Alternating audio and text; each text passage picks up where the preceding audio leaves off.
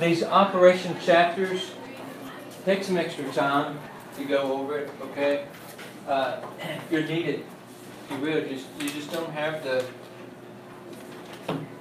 touch with it. You know, you get two ride-outs on the ambulance, and this is all you get.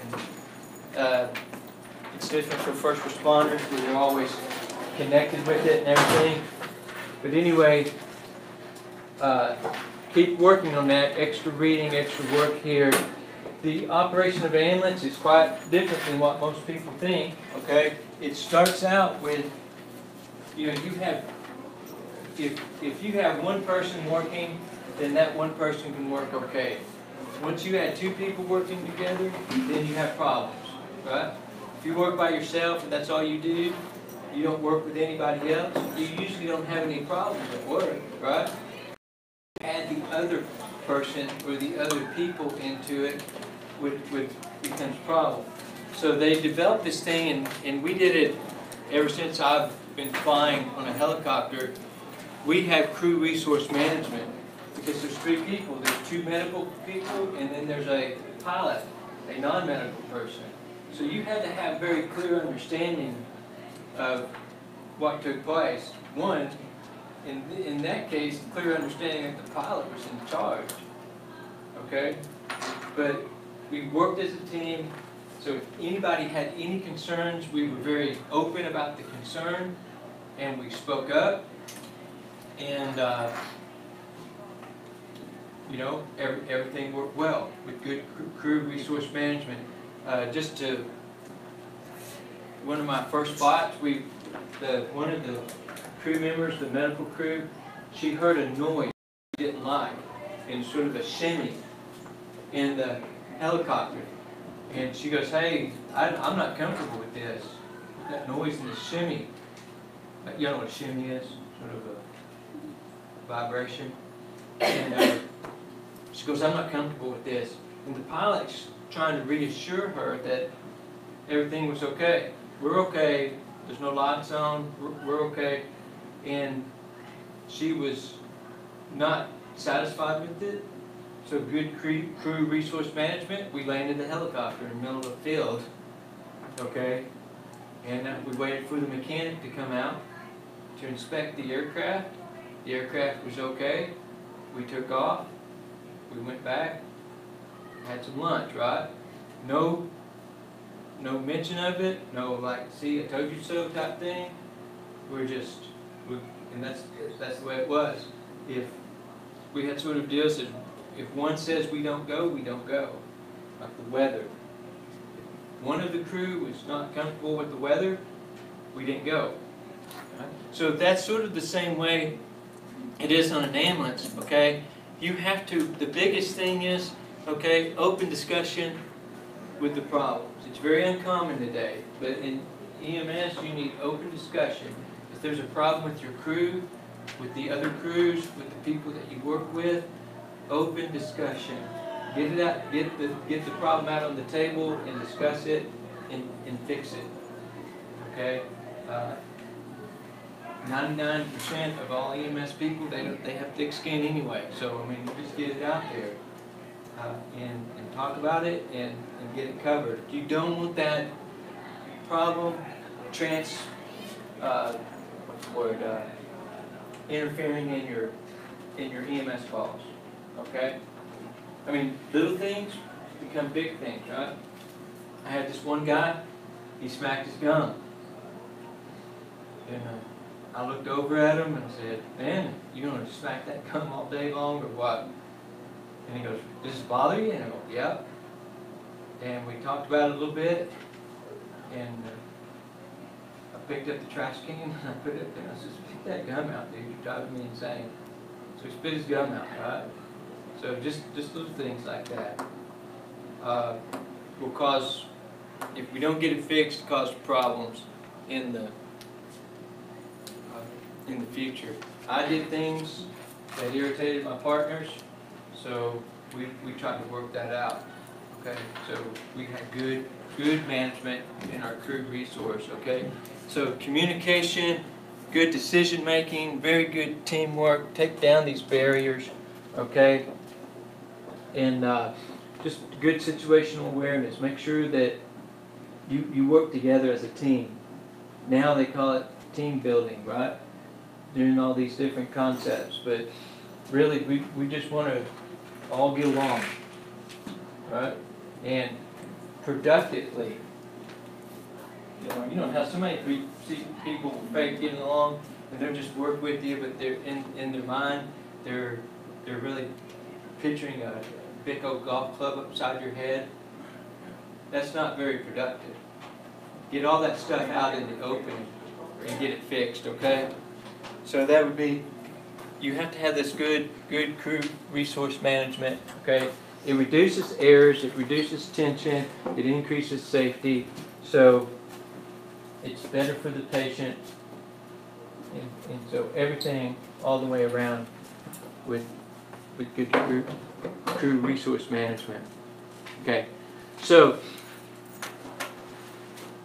driving the ambulance. I know that this is not something that you guys are going to do, perhaps, okay, but we have to go into it because it's on the National Registry in your final. Okay, so that's one our big thing. If we could just tailor it down to you guys and not going into EMS, perhaps, then boom, we wouldn't have to be concerned about this. But it's on the registry. So a few things that we look at: the laws, and scratch TV, because this is where all the misconceptions come in. All the traffic laws apply to emergency vehicles. Okay, you see the fire trucks and ambulances on TV. They run the red lights. They don't stop and clear the intersection, and they do all these different things. There's people out there that do that, but if they get in a wreck where there's a fatality or any wreck, they're responsible for it. Because the ambulance has to stop at the red light, right? Y'all believe that? Yeah, they have to stop at the red light, clear the red light with their lights and sirens on. You've probably seen it if they're doing it correctly. They'll come to almost a complete stop. The driver will clear the left. That means come in eye contact with every vehicle on the left. The passenger in the ambulance will, not the other medical crew in the ambulance, will clear the right, coming in contact, make sure that everybody has come to a stop, and then proceed through the intersection.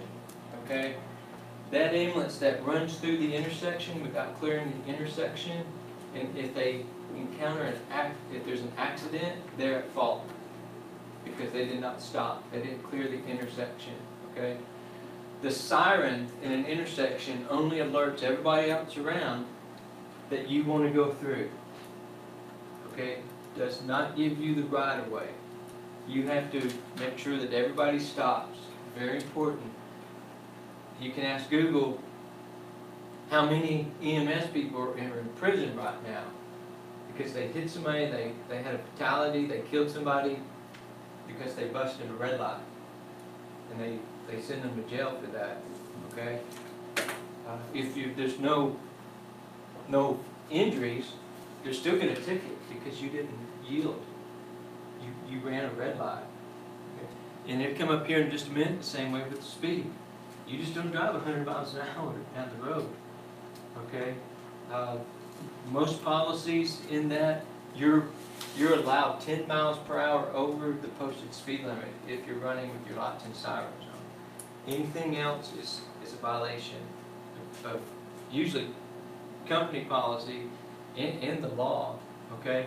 Now you're not going to have someone stop you while you're running lights and sirens, but they'll get your number and make that phone call. That has happened many times. We've had the police call our EMS office saying, hey, you need to tell your ambulance people to slow down going down the street. We clocked them at 90 and 40. And so we get on everybody and say, you better slow down. Okay? And unloaded means that you don't have a patient on board. We've had people actually get a ticket. The police would notice that there's 2 people in the front seat, right? That means they know that there's not a patient on board. And they pull them over and they gave them a ticket. Usually they won't give them a ticket, but this guy was going really fast. So they gave him a ticket. You know? So you have to obey the laws. This applies to the operations unit.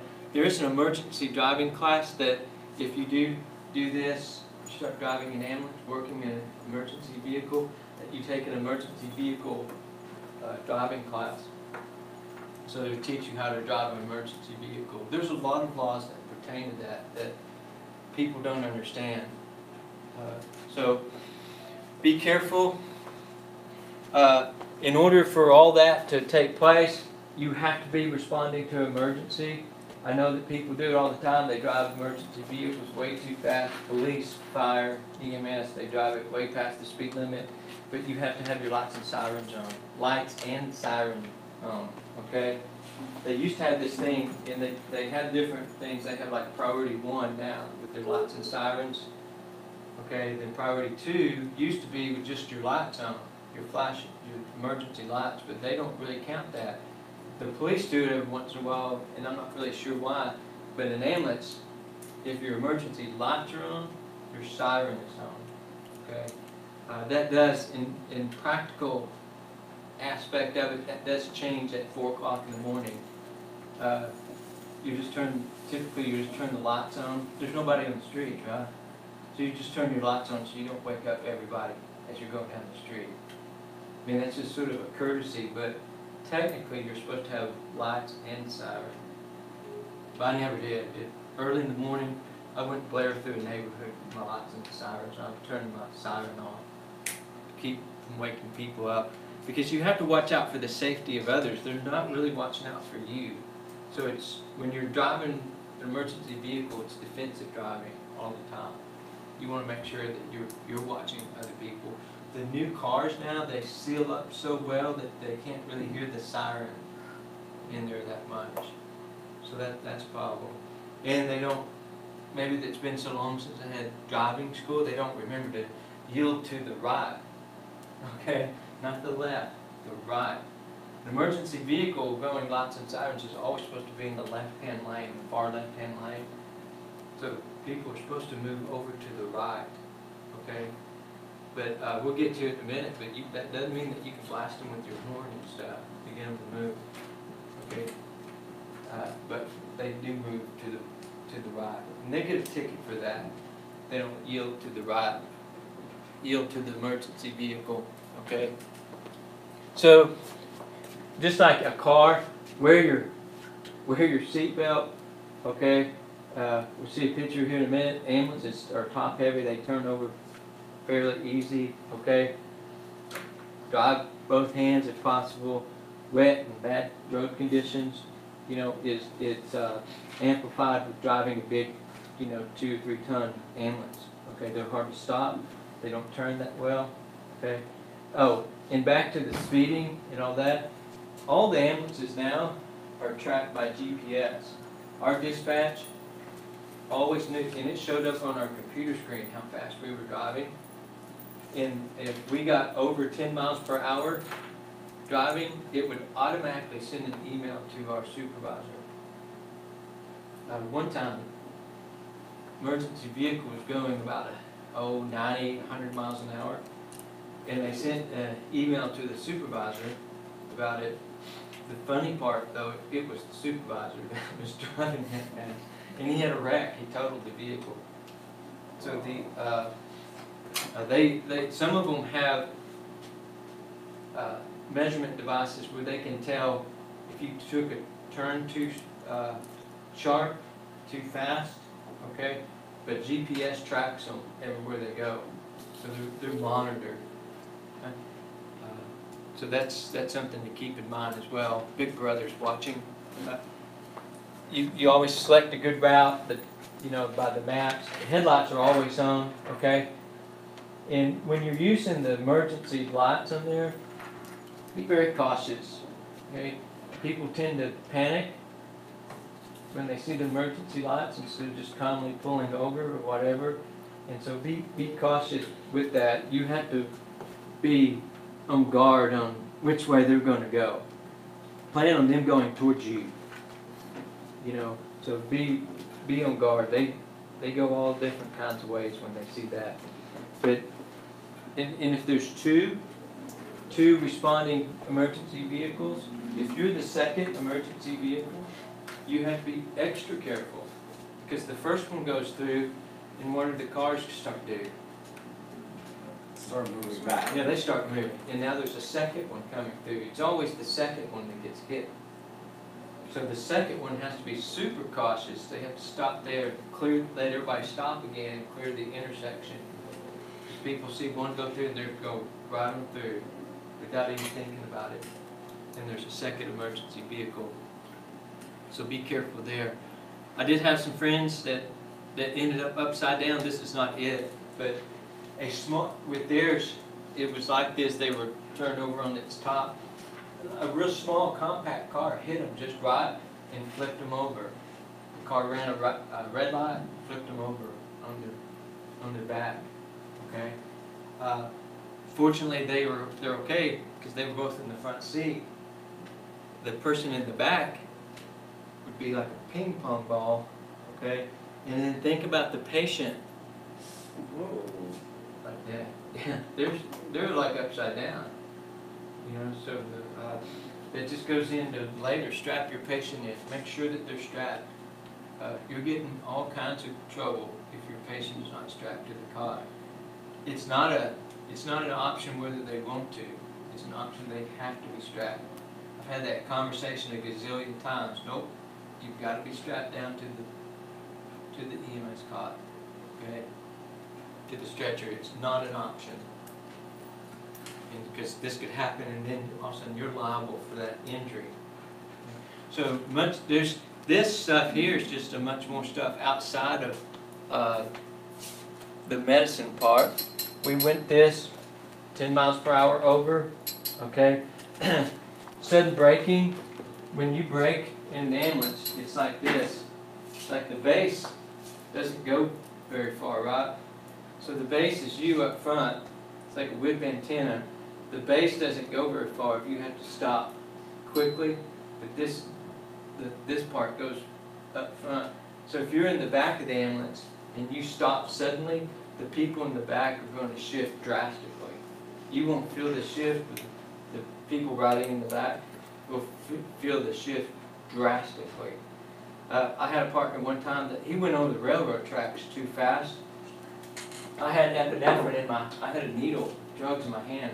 We were doing a CPR, and he went over the railroad crossing too fast, threw me up in the air and into the driver's compartment, through that little pathway, through the thing. I went flying through the needle in my hand. Okay, but if they stab the brakes, it's going to cause the person in the back to do this. I used to do it on purpose because it was a little funny, but and get students on board. And I said, hey, would you get up and hand me a coat pack or something out of the cabinet when we were going down the road? And yeah.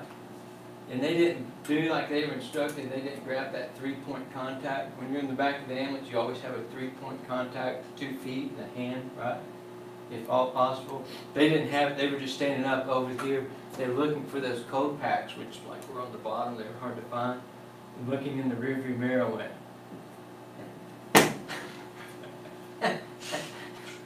But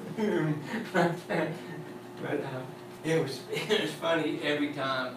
We laughed about it. The crew laughed about it. But, so avoid that. Your partners won't like you because you're giving them some grief in the back, especially if they're trying to do something. Okay, they won't be able to do it being jerked back and forth. Okay, and everybody looks at the ambulance going down the road, especially if they have their lights on, right? Everybody's looking at them going down, so that the driver's distracted. They're looking over at you. So drunks actually steer towards the lights. So you have to be sort of careful with that. The same way with braking, acceleration, smooth, gradual. I'm a horrible driver. So when I drove the ambulance, my partners really didn't like it because I wasn't very good at it. Okay? I'm not even really good at driving a car, but I wasn't very good at driving an ambulance. Okay? So gradual, accelerate, smooth braking, very important. If you're aggressive and you're driving an emergency vehicle, it's going to get you fired. People, they see your number. That's how they can call 911 and say, hey, we were in Mesquite and A51 ran us off the road. Okay? So I've had partners get fired for that before, being too aggressive. I've had a guy that, when I was an EMS supervisor, it ended in a fatality.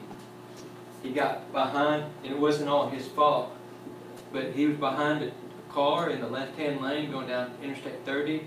The car wouldn't move, so he was bumping his siren and everything, trying to get the guy to move, right? To move over to the right. And he wouldn't move. And so finally the driver looked up and he saw the ambulance right on his tail. And he overreacted. Instead of going to the right,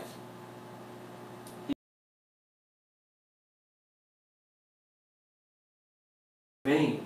Oh. That went down and up, and he went down the ravine, up, and he hit an 18-wheeler in the fuel tank. It's the supervisor 7 to 10 miles away, and we saw the explosion back down the interstate on this other call that we were on. So they said that the guy in the back of the ambulance said they felt the heat from the explosion in the back of the ambulance. But the guy, he was fatality, went up and over. The guy just overreacted. I don't know if necessarily if the driver was doing anything more than what he should have been. But at that time, the driver of the other vehicle overreacted. The truck driver got out okay. He bailed. He jumped out. But the driver of the truck was a fatality. Can't get too aggressive. These cars will turn all these different places. Like we talked about already, most common in the intersections. That's when it takes place, when you don't stop, clear the intersection, okay? At the minimum, if this is a habit, you get fired for doing that. You have to stop and clear the intersection when you're driving. They don't stop as fast. They don't stop fast at all, okay? Because they're heavy. So just like it says here, 5 times as much. You know, especially in real bad, poor driving conditions, you need a lot of time to stop on wet roads. So you have to back off of these cars. That's the same way with an automobile, too.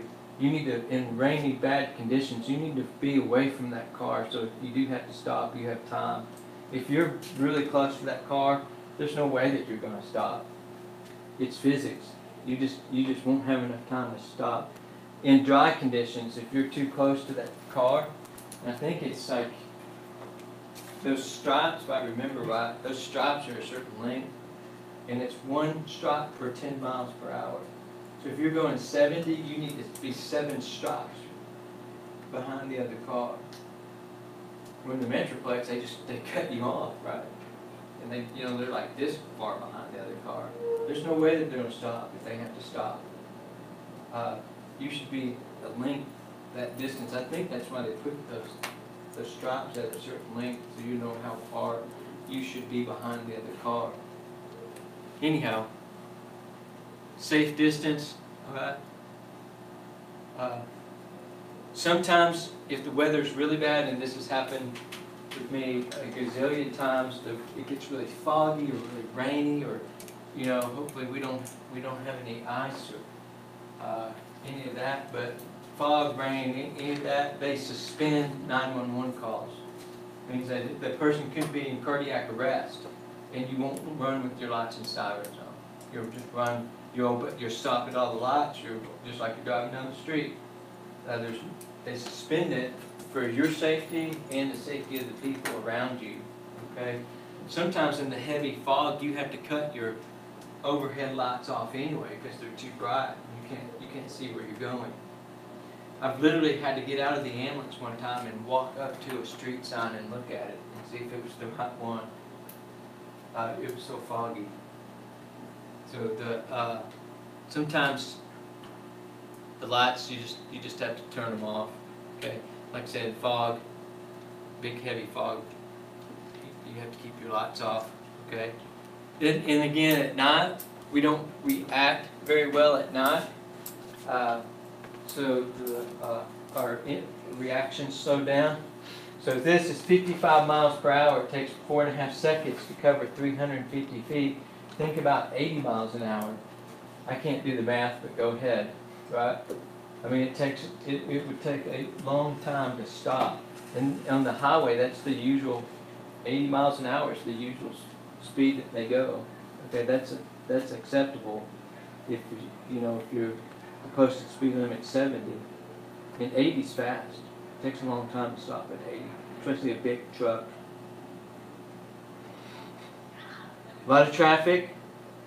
Ambulance, see that the ambulance is right here. I don't know if you can see that.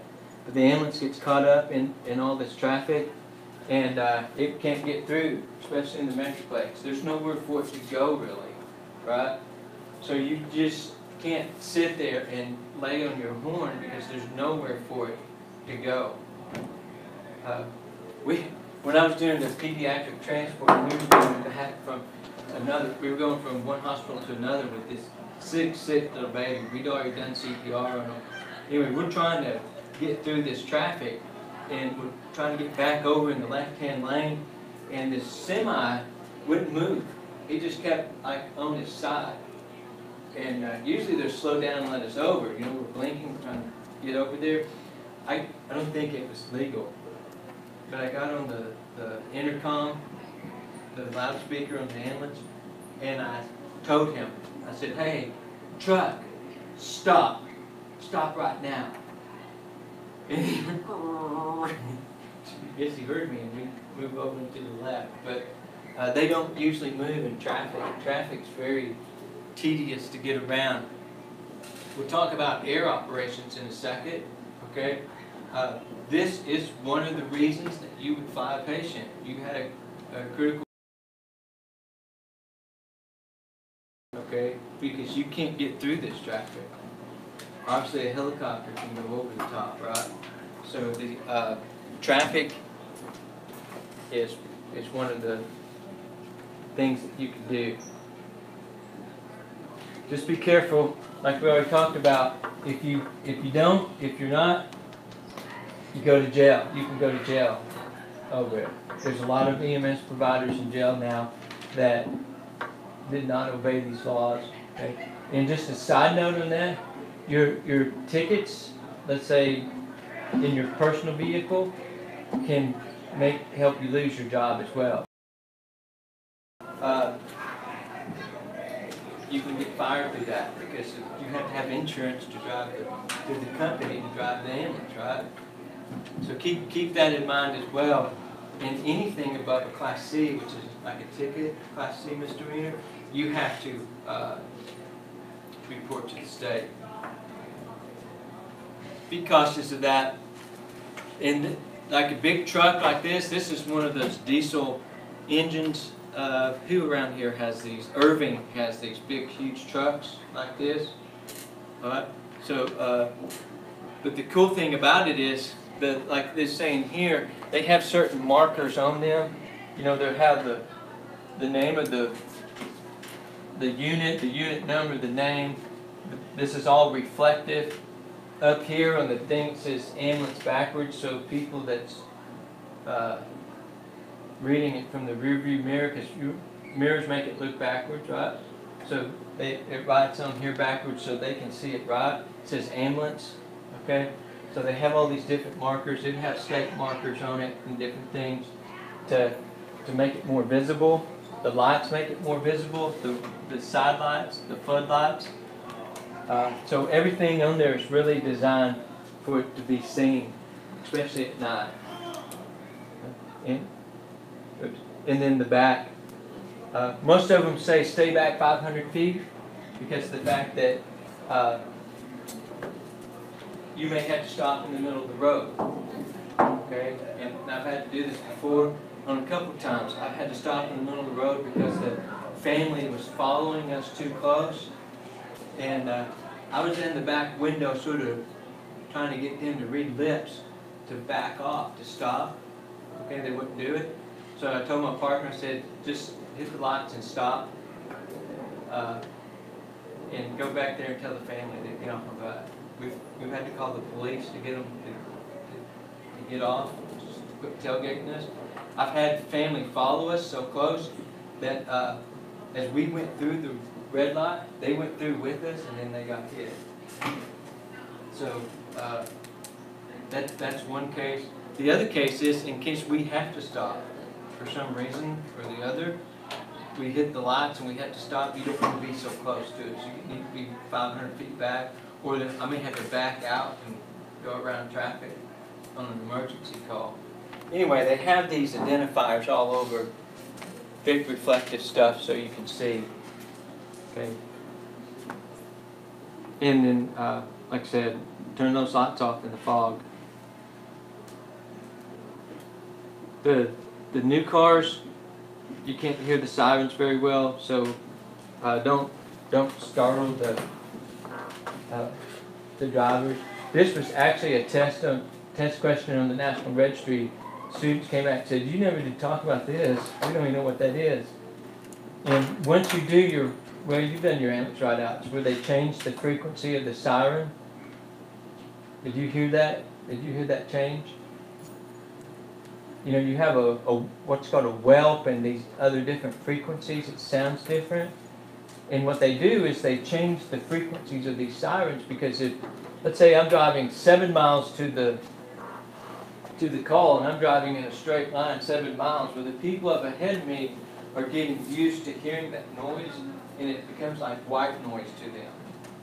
So it's like, oh, siren, no, oh, siren. But if I change the frequency to make it sort of yelp a little bit, or the higher pitched frequency, it changes, it takes that white noise away and they go, oh, they can hear it. Okay, so they will change the frequency of the sirens so it will alert people so they can hear them a little bit better. In with the air horn, hit the air horn a couple of times, okay, so to wake them up so they can understand that you're there. You just want to make sure that they're aware that you're there, and don't get close to them and do that, but do that from afar. Okay, it's cool. I love the air horn. It gets people's attention. It's really loud. Okay, when you hit it, but do you consider the drivers around you? Okay, you can't get really aggressive and mean with your lights and sirens or your horn. So most all this is just to keep it safe for you working on or near the road. Did you guys do a wreck? Yeah. Did they make you put on a vest? Yeah. They should make you put on a vest, but yeah, it's required. Doesn't mean everybody does it, but when you get out of the ambulance on the side of the road for MVC or something, you have to put on a reflective vest. It's a law now that they do. Some people just don't do it. But you want to be very careful. They will pull over for the police because everybody's familiar with that. They'll pull over into the next lane and slow down. And for an ambulance, they won't necessarily do it. It's still the law that they do that, but they won't do it very much. So be cautious of the road when you're on the side of the road. Wear your reflective vest. Don't look away from the traffic. Make sure you're aware of where the traffic is until it gets blocked off. What will happen is if the ambulance gets there first, then they'll sort of try to block the traffic off, and the fire truck will come in and block 2 or 3 lanes off and let like if this was the fire truck, then the ambulance would be sitting inside here and blocking them off from the traffic, protecting them from the traffic. Don't walk in between vehicles. Like if this desk and this desk was 2 vehicles, don't walk in between like this, okay? Because someone could come and hit this and then you would be crushed, okay? So that's That has happened before, so you don't, make sure you don't walk in between vehicles, go around the vehicle, okay? Keep in mind, create the barrier, wear your protective vest, that way they can see you. It's sort of a pain to put that vest on, but especially at night, because they can't see you at night on the roadways, and you have to be double safe at night. We'll talk a whole chapter about this with hazardous material, but make sure that as you're parking, you park upwind, uphill and upwind, okay? You may have to move, depends on the changing of the wind, right? But initially place uphill and upwind. There's a picture coming up here in a minute, be a better explanation. So I'm going to shoot through these pretty quick because this is something that you don't necessarily, you need to, like, they're not going to say, hey, what's the third thing you do when the third major phase of the ambulance call, right? They're not going to do that. So I'm going to go through it pretty quick because it's just something you need to be familiar with. When you do your ride outs, this is what you want to get involved in, right? Did you do that? Somewhat? Yeah, I mean, with the stuff in the back or the checking out of the ambulance, okay? The person that's assigned to be the driver that day will do the oil checks and everything else. The person that's assigned to do the attendant or to be in the back that day will check out the back, okay? But definitely daily vehicle and equipment preparation. You are held to a criminal stance here if you do not check out your equipment. Dallas Fire Department didn't do that one time, and they got to the scene and they had cardiac arrest and they went to defibrillate the person and the defibrillator didn't work. Okay, but it's just a piece of equipment, it's going to break, right? But every time the shift starts at 7 o'clock, out, right? And this was in the midday sometime. They went out there, they ran this CPR, the defibrillator wouldn't work. How did they know that they didn't check it out?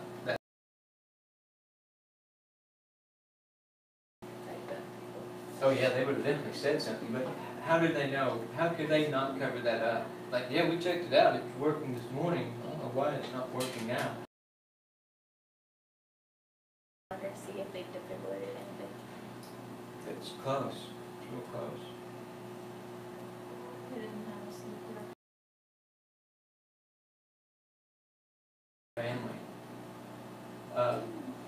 Every time you turn on a computer or electronic device, it puts an electronic stamp on it that you hook another machine to. File. You open up a Word document, and it tells you the last time that Word document was you send a text message, it tells you when this text message was sent, right? This was the same. It was turned on. They proved that in court, and it was over. Okay? Didn't check their equipment out. So, I've seen vehicles, the drivers don't check the oil. They're going down the road, and they blow an engine because they have no oil in the engine and they can't make it to a call. They're held liable for that. Okay? So it's a bigger thing than just breaking down. But if you've done your inspections and you've documented your inspections, then if you break down, right? Okay? So dispatch, when you get dispatched to a call, right now it all goes through computer. You check en route, you check on scene, you check en route to the facility, okay? And all this is time-stamped. If not a button push, some of them have a button, like I'm checking on scene, they just push a button, that sends it to dispatch. But when you check on scene, let's say I'm checking on scene right now, I'm saying, let's say Medic 1, I'm on scene, dispatch will come out and say, okay, Medic 1, you're on scene at 13:55. They time stamp it with a voice. They will always repeat the time. That way they can find out the times if there's a element about or a problem with the time. En route to the facility, when you're at the facility, when you're route back to the station, okay, then you have this post-run phase, okay. So when they're checking out the ambulance, the person that's in charge of driving that day, if they don't, there's always a designation there, okay. They check the oil, the transmission, they check the tires, they check all the lights, they make sure that they work, they check the siren, they hit the siren to make sure that the siren's working, that there's not any damage to the outside of the ambulance. And this is all a check sheet that has, now it goes into a computer, and they're responsible for that. Because if they didn't document it, let's say there's a dent in the fender, and they didn't document that, and the next crew comes on, and there's a dent in the fender, guess whose dent it is? The next group. Yeah, it's that crew's, you know? And they say, well, we didn't do it, but you didn't document it that it was there. Does that make sense? So you have to do that. Just make sure that the vehicle's in good working condition and that you do the proper paperwork on it. And then the person in the back is responsible that they have all the supplies and the electronic equipment is working. So they make sure that the batteries are charged and like in a BLS case, the batteries are charged, the drugs are in date, all this stuff. Okay, so they're in charge of the back and make sure that everything is working the way it's supposed to. And then just the typical checklist, just like we talked about as it goes down through there. Okay, this shoreline power connector, it's a plug that goes into the ambulance, on the side of the ambulance. Some depends on how they're arranged. Sometimes when the tones go off that plug, or when the vehicle started, it spits that plug out. Okay, that's the common way. Other ways that they don't have that, they wrap the plug around the mirror. That way, when you open the door, you have to remember to unplug it. But there's been a lot of times you're driving down the road and the cords, you forget to unplug the cord and it rips it in half, right? But a lot of times that shoreline, what it does is it keeps the vehicle warm, so that there's no warm-up process. Everything's warm from the beginning. So if you turn on the heater, it's nice and warm already in there. Okay, so it keeps it powered. Horns, brake lights, sirens. Make sure there's not any brakes in the windows. Everything's working. All the power systems are good. Okay. And you just look through this. Radio supplies. Make sure that everything in the interior and exterior is clean. You're always supposed to have a clean ambulance. Can you imagine putting somebody in the back of a dirty ambulance? I mean, they're not going to have very much confidence in you. Anyway, just some pictures of it. Are they checking it out? AMR is the largest private ambulance provider in the United States. American Medical Response. Like when you guys get out, you want to get a part-time job, they do hire. They're one of the very few that hired 18.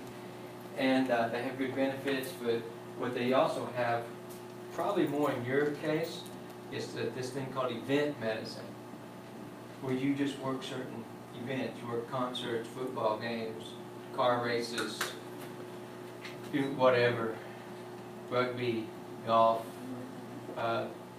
They're at Cowboy Stadium. They work all the Dallas Cowboy games. So there's a bunch of things in the event medicine thing that would work out with the college schedule. That you know you can go work a concert on Friday night or whatever, a race or just a plug for that. Okay. And then I'm not going to go through this, but on every ambulance, especially in Texas, well, in every state, there's a basic supply. So every ambulance in the state of Texas has these basic supplies, and then they add supplies to depending on their protocol. Okay, and then the non-medical supplies, you know, most everything is not maps anymore, but GPS. They have a GPS system that finds it. the dispatch information comes over the computer. You have all the call information there. You have the route. With ours, it popped up the GPS map already, so we didn't have to take the time to look in the map. Okay.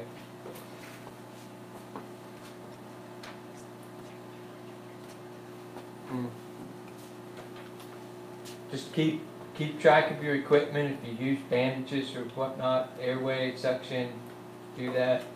And then we always had this with our crews. We would designate, hey, what are you going to do before?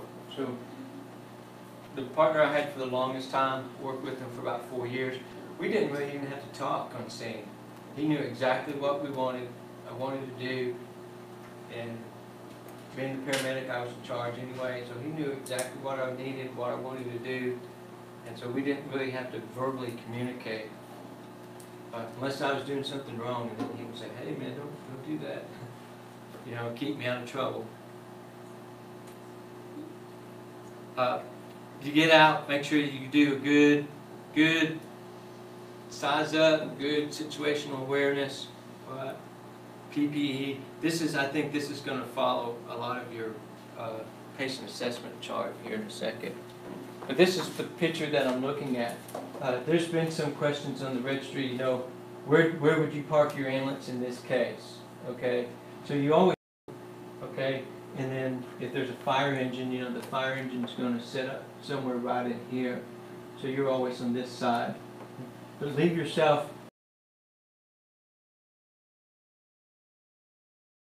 in. I've never in 20 years set up traffic cones. That's a police. That's something different. But, you know, so you want to be. So we'll talk about that later date coming up. And then this trauma. Okay, so it fits into a lot of that. Strap your patient properly. You do the ones that go over the shoulders. I never. But I had three body straps on there, and the shoulder strap. And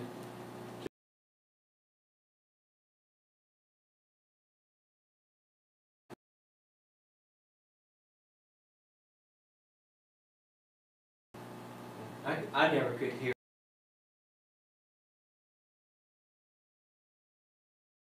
Palpated pressure's fine. Do your reassessment. Doctor, usually by radio. If you call in on telephone, it's used. Most of the time, you call into a certain number. And into the ER is recorded. So you have to.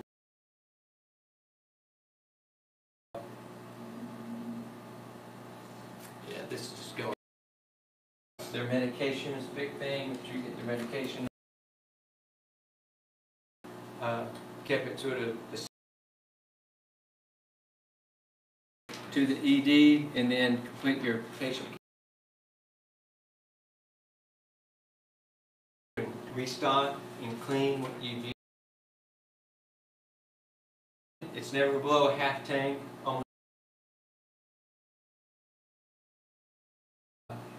In case you do have you have to drive from Rock gas. And it's not good form to have to stop and get gas with the patient. You actually do that, but unless you're going on a long distance transfer, like from one city to another, you have to get gas, right? Cost me another hour. Huh? Oh, no, the long distance, so it cost me another hour on the ambulance. Yeah. Oh, I've driven from Amarillo to Dallas. We had to get gas. It was funny, he had to use the bathroom, he was ambulatory. So we walked him into the bathroom holding his IV, or to the. Then usually the way it goes, you always have an extra. Actually, when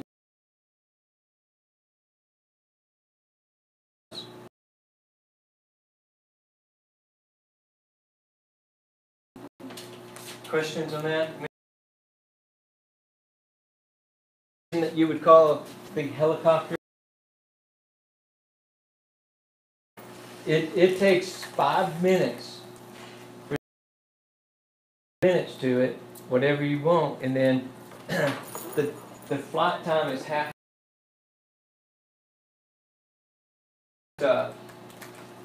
If the helicopter is 20 minutes away, then it's 10 minutes for them to get to the scene. Cool, turn, okay, and so you have to calculate that time. Well, here, siren probably. Okay, 15.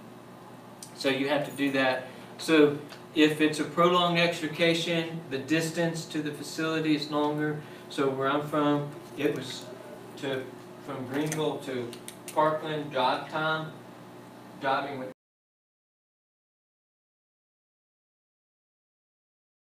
15 to 17-minute flight. So that would be the difference.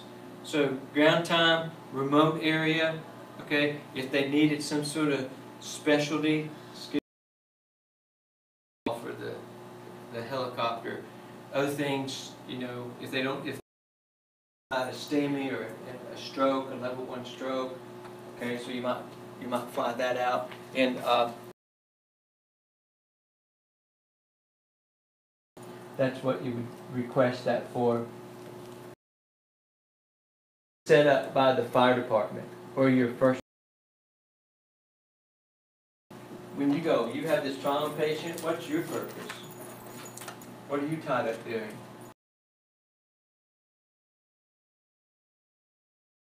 Yeah. Oh. Yeah, what are you tied up doing? Like a student? No, as an EMT, what are you tied up doing?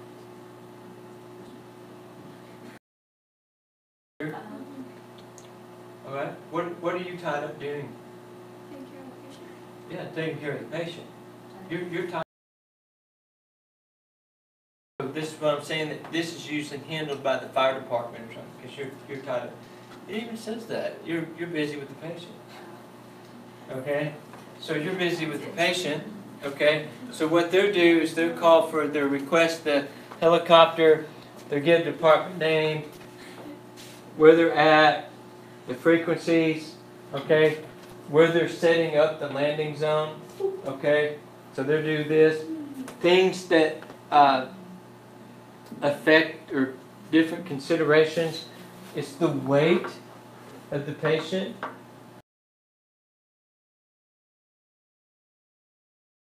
That's like when the flight crew, you're restricted to your weight. Your weight will get you off of flight status if you're too heavy. Okay, depending on the helicopter that you're in. We had a student flying out with us, and we had a pretty heavy patient, and so guess where we left the weight? So we left the student. Okay, but it was pretty funny. Would not helicopter, because usually they have to slide in a certain way. Okay, we'll do this. We're going to have one fly out in the spring, look at, but they have to fit in a certain small size, right? Okay, so cabin.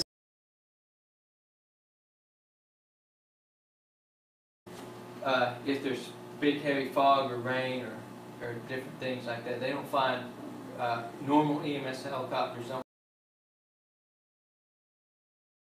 Weather condition where they're going.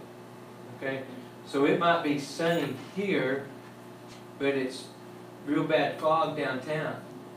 They can't fly. It's the place that they're going to. The pilot's in charge of checking the weather and doing that. Cost is not a factor.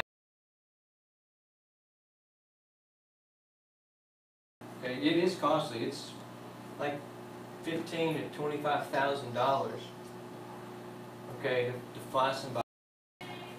So the pilot has control. You set up a LZ. These are test type questions here. During the day, 60 by 60. During the night, 100 by 100. Make sure that the traffic is stopped, okay? You can set up for the pilot, even though they already know what direction the wind's blowing, okay? They can have the hose charged, then they don't land there. They'll take off, fly around, and tell you that you have to set up another LZ.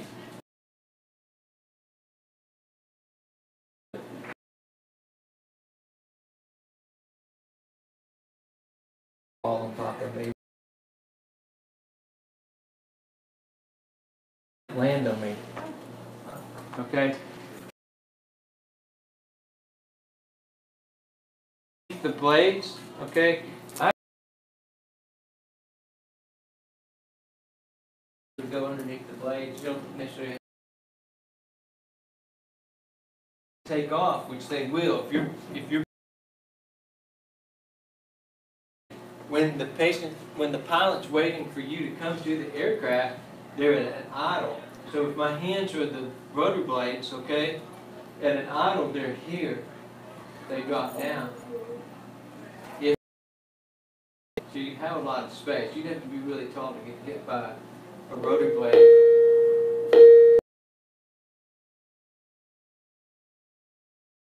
Approach, if for some strange reason you're approaching the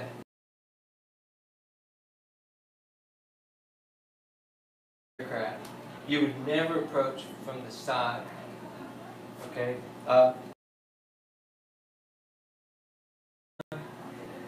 The EMT, one part of the flight crew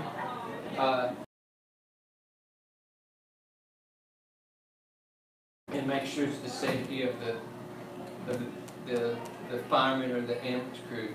Okay, they're watching. They're sort of a safety officer. They're watching to make sure, especially if it's at a tilt.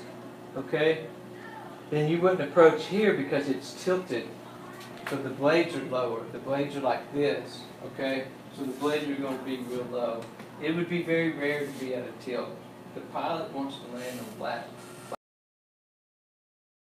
Tell you which way to come up to the aircraft. Back. Even if the crew will come around, okay, and direct everything back towards 12 o'clock. We have radio communication. Most of the time we have radio communication with the pilot. If they don't have direct radio communication with the pilot, there's signal to the pilot to let them know that we're about to enter.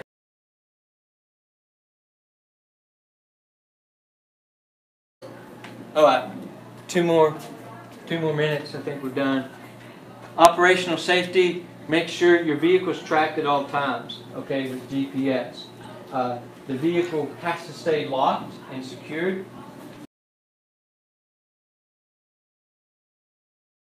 The narcotics has a lock, and then the door locks constitutes 2 locks.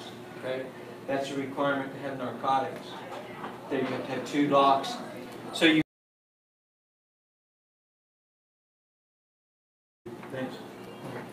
So you have to have 2 locks. It says here not to leave it running, but they leave it running all the time. Okay? So leave the ambulances running almost 24 hours a day sometimes. Okay? Especially if it's cold, we'll pull them out and just leave them running. Diesel engines, back when they were diesel, it was better for the engine to do that. Now that a lot of them are gasoline, you can't leave your car running that long, but they make ambulances where you can leave them just running all the time. Okay?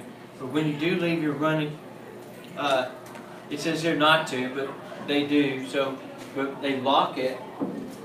Everybody has 2 sets of keys, so they lock the keys in it, and they have it unlocked. Some ambulances have codes in the back that you push, or a hidden little button that you can push to unlock the ambulance. Okay.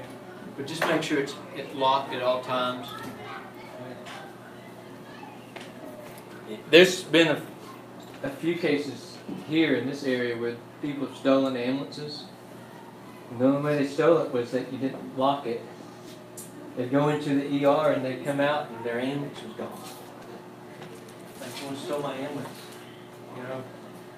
And so I imagine they got in trouble because their ambulance wasn't locked. Okay? Oh, just a side note, the things that you bring on the ambulance, watch that. Patients, family members, they do steal. Okay? We've caught patients stealing cell phones and family members stealing cell phones and stuff, and all different types of things. So be cautious of that.